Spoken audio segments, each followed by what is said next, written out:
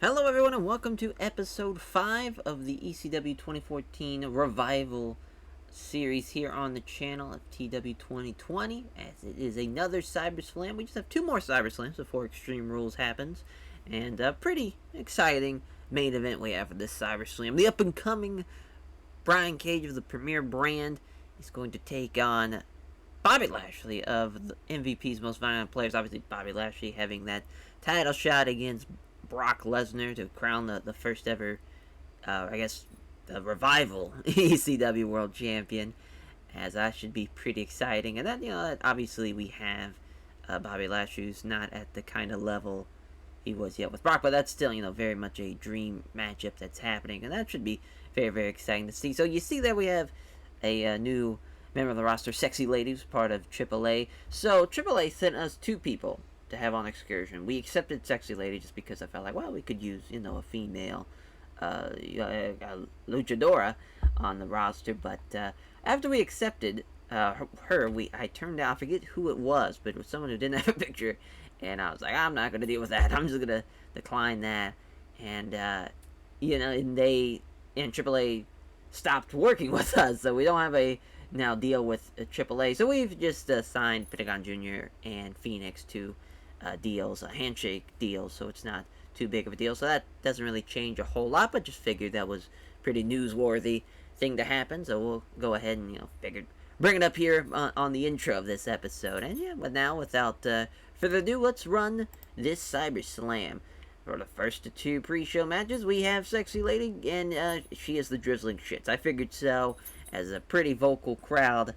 It was not particularly thrilled with seeing her. I'm not surprised at all there, but Billy Kay gets on with a schoolgirl crush. That's interesting. We'll have to probably change that finish name and see what happens as far as going forward with Billy Kay. But so far, her ratings have been pretty good. And we're just going to have to see what happens moving forward with her as the next pre-show match. MVP and Rhino. I mean, this could have been on the main show. You see there, they have great chemistry. MVP with a 66, Rhino with a 55. Yeah, we'll probably have to do this on a Cyber Slam, or maybe even on the Reborn, or not the Reborn show, Jesus, the Extreme Rules show. Wow, what a match.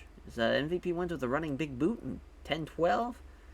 Hell yeah, I mean, that's a very good pre-show matchup. That's probably going to be the best thing on this show.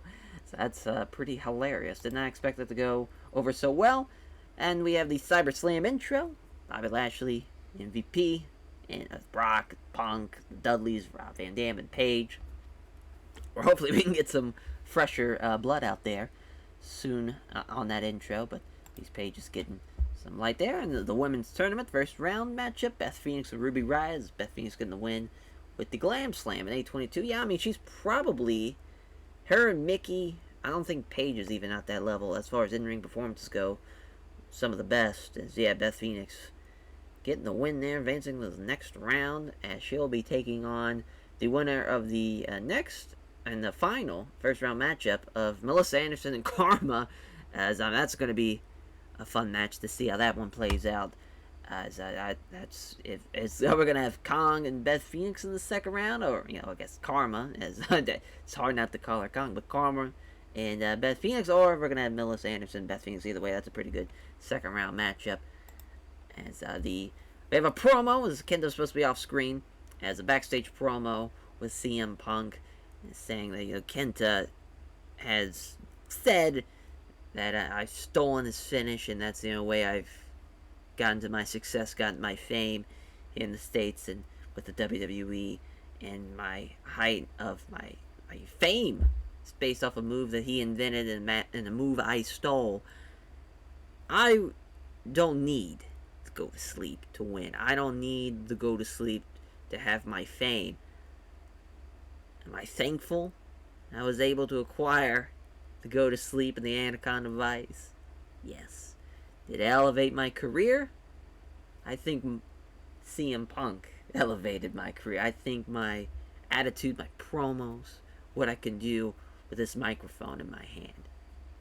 That's what made me the star I am today, and it wasn't because of a move. And I'll prove it to you. Kenta, the Extreme Rules, you're going to feel the wrath of the Pepsi Plunge. That's, CM Punk gonna bust out the Pepsi Plunge on Kenta? Is that what he's gonna be using going forward to really prove a point to Kenta? It's like, I don't need your move. You can have your move to be a star. You can have that move. I'm gonna use my Pepsi Plunge again. So I mean, yeah, Kenta was supposed to be off screen, but at least he benefited from having a groundswell of public support. That should be a very exciting match, Punk and Kenta. That should be. I mean, it was supposed to be the battle of the GTSs. And it looks like Punk's going away from the go to sleep. Looks like he's going to try to bust out the Pepsi Plunge to beat Kenta. That should add another wrinkle to that matchup. But it should be very exciting to see how that one plays out, though. I mean, that could be one of the best matches on the show, to be honest. That's going to be very, very exciting. As the Dudleys take on the Los Guerreros de Cero as Jack Evans and Angelico. They didn't have a fucking prayer. This was all about the Dudleys here. This was basically a squash without it being a squash, 8 minutes. As I think this was rated off hardcore, that's why Jack Evans and Angelico didn't have such great ratings. But yeah, I mean, the Dudleys killed it. Awesome to see there. They get the win in the ECW arena with a 57. As, yeah, I mean, we needed that. Plus, the Dudleys got a nice little win on SiberSlam, too, to help them out. There, as we have our next matchup, Chris Hero and Drew McIntyre, the chosen one, making his ECW debut, and he gets the win over Chris Hero. And it should have been, I mean, this is a fun match on paper. Obviously, I think in 2004, I wouldn't say 2004, 2014 rather. I still think it probably been a pretty awesome match. Just obviously in the mod, it's not quite there yet, but they had great chemistry. It showed there, so that's awesome to see. And Drew getting the win with the Future Shock over Chris Hero. Sucks that Hero's kind of gotten off on the wrong foot here in ECW so far, but still early. That can all change. But Drew McIntyre getting the win. As we have some footage, just a minute or two clip of Brock Lesnar training and really hyping up Extreme Rules about, crowning the first champion in the revival of ECW. Brock Lesnar slugging around 1,000-pound heavy bags. He's working on his farm doing tractor tire flips, but not even that. They're like chained. They're like some type of way to make him even more big and more of a powerful task. He's just mowing away and is really training for his title match with Bobby Lashley. And after that footage airs, and also hyping up Extreme Rules at the same time, we have MVP hyping up his most violent players, and Extreme Rules is going to be the night for the most violent players. I mean, this is their night. Bobby Lashley is going to be the champion. He's going to be ECW champion again, and he's going to kick off this revival being the ECW champion. Outlaw Inc., Eddie Kingston, Homicide, they're going to be the tag champs. They're going to beat the Dudleys. This is our time. This is the era of the most violent players. We're in the hurt business. We're in the business of hurting people. We're going to hurt Brock Lesnar. We're going to hurt the Dudley Boys, and we're going to take our championships back with us, and we're going to be the reigning top of the mountain here in ECW. Most violent players. My most violent players. The MVP saying this. Bobby Lashley's warming up for his main event in the background, as he's going to take on Brian Cage. Yeah, I figured Brian wasn't going to do too hot. His stats are a little off. I'm not going to lie. Looking at those stats, had me a little questioning, like, well, we should probably, I will definitely give some boost to Brian Cage's stats, because, in my opinion, 2014, he would not be doing an in-ring performance of 18. Granted, too, that's also off his pop, too, but just kind of his in-ring stats are not looking too hot.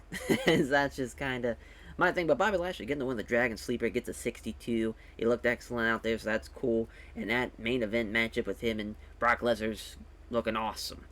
I was hoping he would carry Brian Cage. At first, it was going to be him and Adam Rose, but I was like, I don't know, I don't really like that. I really like the Cage Bobby Lashley perspective match. I just feel like that'd be an awesome marquee main event, even though it's an up and coming Brian Cage. And I mean, yeah, it could have been a lot better, but that is what it is there. I mean, again, we keep on losing pop in New York, but we're gaining pop everywhere else. Really, that was just kind of a poor main event. But everything else, really enjoyed basically everything on this card besides the women's match. And even then, Beth did her part. Just Ruby Riot's not there. Yeah, I mean, it's kind of crazy. You put MVP and Rhino. You put that in the main event instead. This show is 10 times better. That just kind of is what it is. Cyber Slams, that's not what we're trying to build. We're looking for the events. That's what's our bread and butter. That's what we're trying to have as our big show. But we're still trying to have some exciting things happening on SiberSlam. Like I felt like the McIntyre Chris Hero match would have been fun, but a lot of it's like the Dudleys getting getting a win before Extreme Rules, and Bobby Lashley getting a win before Extreme Rules, and then we'll have probably Brock Lesnar have a match at SiberSlam or at the next SiberSlam, as he'll probably take on somebody. I'm not really sure yet on who that's going to be, but he'll take on someone, I'm sure, and that should be exciting and whatnot to see. As maybe it'll be Rhino, maybe we'll have MVP and Rhino again, but this time it'll be on the main show since it did so well. This time, who knows? We got a lot of different really options on what we could do for that final, that go home SiberSlam before Extreme Rules. But thank you all for watching. I hope you all enjoyed that show, and hope you've enjoyed this episode in this series. It's been a lot of fun to do, and very, very exciting things happening on this series, and just how the it's a mod that I try to work on every day. It's tough though, as I'm not home. I would say I'm home 3 days out of the week, and I'm not home for the back 4 basically most of Thursday, Friday, Saturday, and Sunday. And I'm back home Monday, so it's tough to work Monday, Tuesday, Wednesday on something when I got my YouTube channel, got other things to work on too, and trying to relax when you're home. It's a lot, but you try to have a lot of different revolving things going on. You try to juggle it all and make it all make sense, but it's tough, but trying to manage. So hope you all have been enjoying playing the mod. If you have played the mod, if you don't, that's okay. It's not gonna hold it against you. But if you do have something that you're like, hey, I got an idea for the mod, I got an idea of what you could do as far as editing wise or anything, please leave it down either in the comments of these videos or on the threads of the forums, so I can do that if it seems fit, at least. I'm sure it will be, though. I trust you guys' judgment. So yeah, we'll catch you guys next time for the Go Home show, the Go Home SiberSlam show before Extreme Rules. Take care, everyone.